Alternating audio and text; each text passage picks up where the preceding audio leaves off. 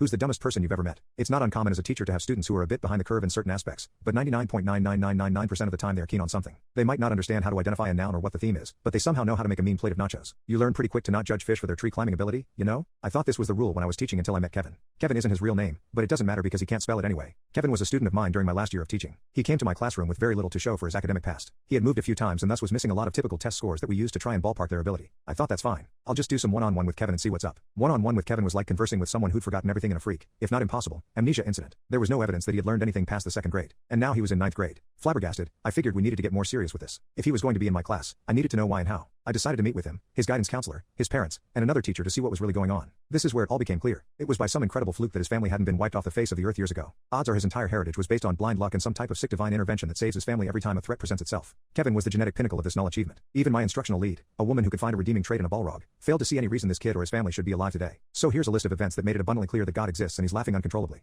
Kevin frequently forgot when and where class was. On more than one occasion, I had to retrieve him from other classrooms. Kevin ate an entire 24-pack of crayons, puked, and then did it again the next day. This is ninth grade. I have no idea where he got the crayons. Kevin's dad wrote tuition checks and mailed them to me, his English teacher. This was a public school. When I gave it back to Kevin, voided, to give to his dad with a brief note explaining that this is a public school, Kevin got in trouble for trying to spend it at 711 after school. Kevin was removed from the culinary arts program after leaving a cutting board on the gas stove and starting a fire. Twice. Kevin threw his lunch at the school resource officer and tried to run away. He ran into a door and insisted it wasn't him. Kevin stole my phone during class. I called it. It rang. He denied that it was ringing. He didn't say that it wasn't his, not that he did it. No.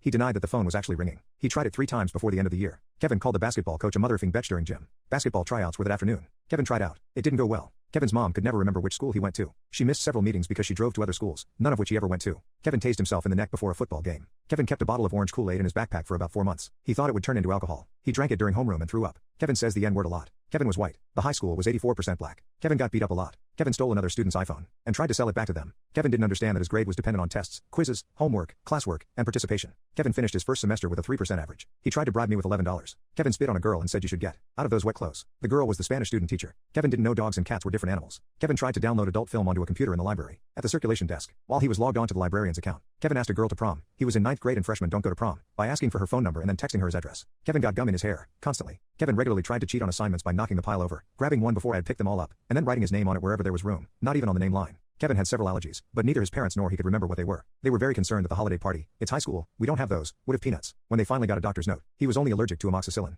Kevin and his parents took a trip to Nassau. How the duck did they even get airline tickets? And forgot all their luggage at home. I didn't believe him when he told me until I talked to his mom, who told me that first thing when I saw her at the biweekly meeting. Kevin's grandfather apparently died in a chainsaw accident. I can only assume God was looking the other way that day.